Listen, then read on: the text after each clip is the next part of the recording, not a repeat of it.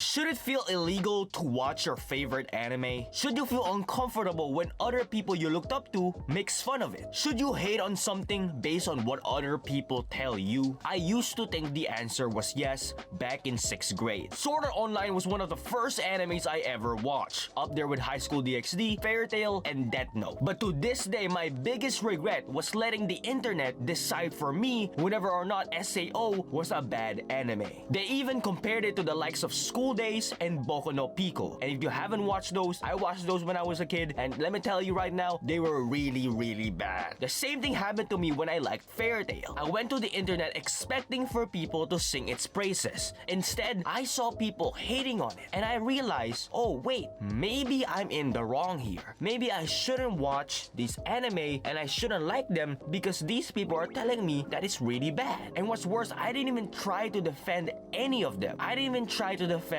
my favorite series of all time. I tried to hide my fandom away because I was scared. I was so easily moved by other people's opinion that I was manipulated, maybe even groomed into hating Sword Art Online. Mind you, this was all the way back in 2018, 2019, where the hate was probably louder than ever before. As a little 11-year-old kid back in 6th grade, I could not fight those arguments. I didn't even know where babies come from. But now I'm 19, I'm in college, I'm practically an adult now. I finally know where babies come from. They come from the sky, and I can fully say SAO is a good anime. Do I think it's one of the greatest? Absolutely not. That's a whole nother conversation. I'm not even gonna go there. Instead, there's still certain group of people out there trashing SAO for all the wrong reason. False and exaggerated narrative that have been circling around the internet with no one there to police them. That's why today I will be debunking the biggest misconceptions around Sword Art Online. Subscribe, like, support small creators like me, and fuck Jack. Now before I start this video, I first want to clarify, everyone is entitled to their own opinion. If they think SAO is bad because of this and that, that's all to them. For me, I didn't even like Wano, and you can't convince me otherwise. I don't blame MB or Joey for thinking SAO is bad. But I'm making this video to prove to those little kids back then, little old me, that believe in those narratives, that they are false. But with that out of the way, let's start off with the first misconception around Sword Art Online. Kirito is a horrible main character. We're gonna be starting off hot here, and let me be honest, this one used to get me as well. I mean, Kirito as a character, he looks bland. Everything about him screams generic. He wears black every time we see him, and he practically has no personality sometimes. But as I grew up, my opinion about Kirito changes, and I can kinda resonate with him in some way, shape, or form and start to understand him. So yes, I don't think Kirito is a bad main character. I think he does have a personality, but I can also see why people don't understand his actions or his decision making. But for me, I can actually kind of understand him because, hold on, I'm actually Kirito. No, but really, trying to understand a character like Kirito is so complicated that it makes it more harder knowing how much of the anime cuts in the first season. If you don't know by now, SAO was adapted from the light novels created by Reiki Kawahara. And in order for us to understand Kirito as a character in the light novels, he used a lot of internal monologues to create depth and understanding in each one of Kirito's decisions. In the light novels, he's always thinking, he's always second guessing himself, over-analyzing, which makes us understand more of Kirito as a character in the novel. The anime did not add any of these.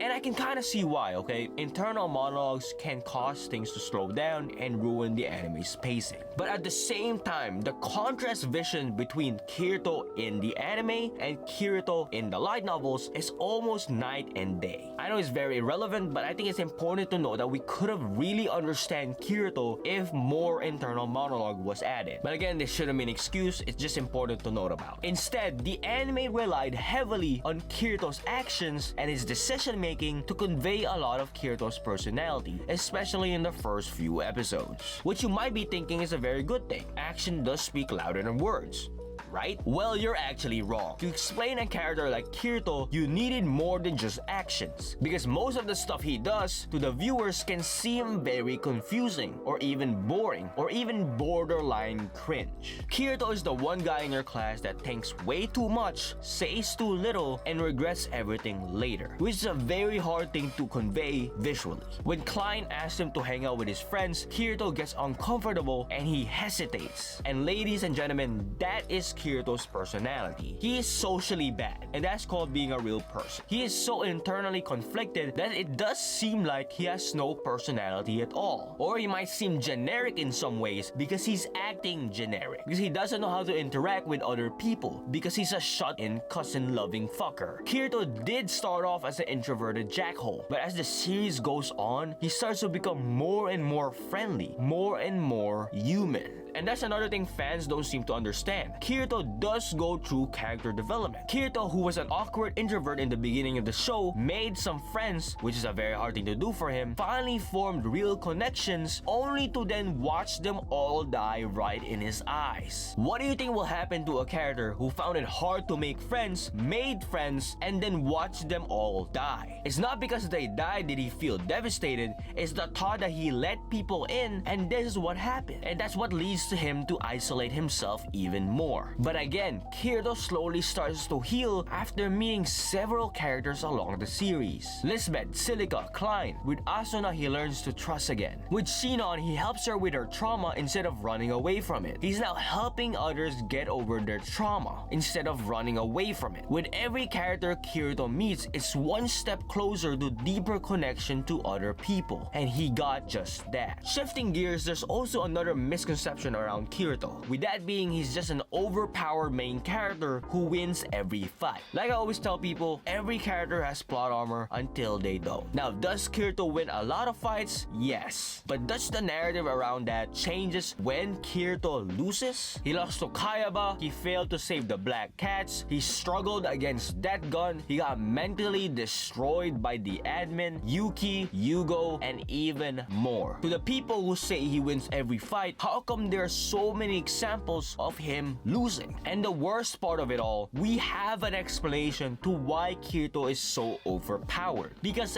SAO is literally a game. Kirito was established as one of the top gamers in the SAO franchise. In Aincard, he was a beta tester. He was granted with exclusive knowledge of the game ahead of time, so when all shit went loose, it gave him a head start to farm and level up. Because again, SAO is a game. You ever try to battle a guy with full netherite armor with a wooden pickaxe? It's basically atomic bomb versus coughing baby arguments. Kirito is overpowered because he's an epic gamer. He's basically Ninja or Tifu or Sketch. But it's also not because Kirito is an epic gamer, it's also because him as a person. When everyone was freaking out in episode 1, Kirito picked survival instead of panicking because that's just who Kirito is. He doesn't meet with other people and figure things out, he prioritizes survival over that. He makes cold decisions early on and carries the guilt of those decisions later. So the answer is no. Kirito is not a bad main character. He doesn't win every fight, he does have a personality. Number dos. Now the second biggest misconception around SAO is that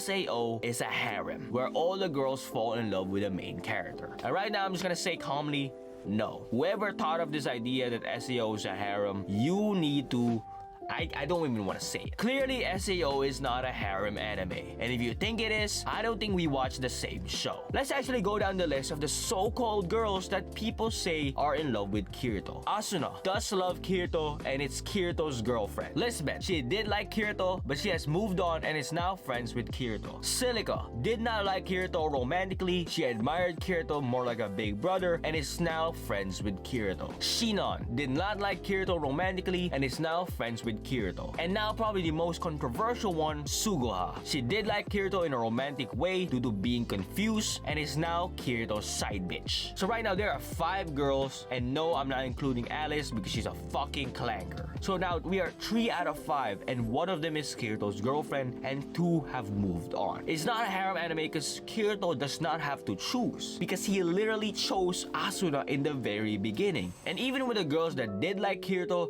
like Lisbeth and Suguha, they clearly moved on. For the case of Lisbeth, yes, she did fall for Kirito after their adventure, but Lisbeth already accepted reality when she saw Kirito and Asuna being in love with each other and clearly moved on. Her feelings are gone. And for the case of Suguha, I know I made fun of it, but yes, Suguha did have feelings for her brother, cousin, lover, I don't know. After finding out they weren't siblings, followed up with a riff of seeing Kazuto in a coma-like state with a possibility of never seeing him again, it filled her up with complicated feelings that was hard for her to understand because she was stupid. And with Kirito trying to get closer to Suguha after being trapped in the game for so long, she confused Kirito's action to be romantic because she is stupid. But she knew it was wrong from the very start, which is a very hard thing to swallow for a lot of people. She was so emotionally conflicted that she rather focused on other stuff, for example, playing her games, only to fall for a guy in the game revealed later to be her brother, falling for her cousin twice in the game and in real life. She didn't fall for Kirito because he was Kazuto, she fell for Kirito because he was there for her when she was dealing with this emotional confliction, which is the love that she needed from someone. But again, like Lisbeth, she quickly gets over it when she sees Asuna and Kirito's connection. She sees the real romantic love, and she realized it wasn't romantic love she was seeking from Kirito, but a connection of having sex, because she was really stupid. Yes, these characters do like Kirito as a character. They connect with Kirito through experiences and survival, not because he's just the main character of the show. It's not an anime where all the girls like him just because. This take is so overblown that it just completely mislabels SAO as a genre. They make it seem like Kirito does nothing and then gets all the girls, like me, because I'm Kirito. And lastly, the final misconception about SAO is that Sword Art Online fell off after Aincard. And this is probably the part that everyone agrees with, and probably the one that does the most damage,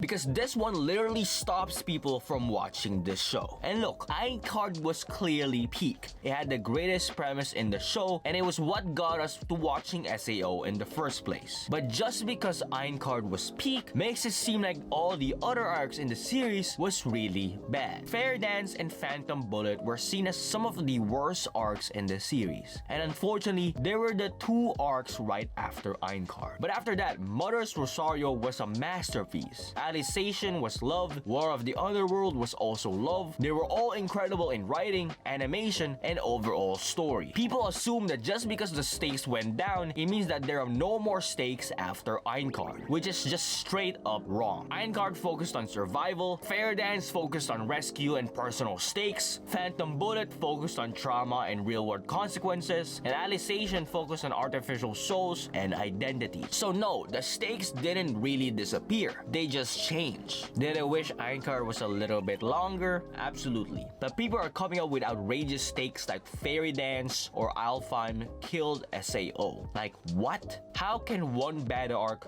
ruin a show? Just because it was different from the way SAO started does not mean SAO fell off. An anime is not defined by its failure. Is Sword Art Online a great masterpiece show compared to the likes of, One Piece? No. But it shouldn't be labeled as a really bad show that everyone should stay away from, because SAO is a classic. SAO is not that bad. It's misunderstood. Subscribe, like, support small creators like me. I love you guys. Real one, say back.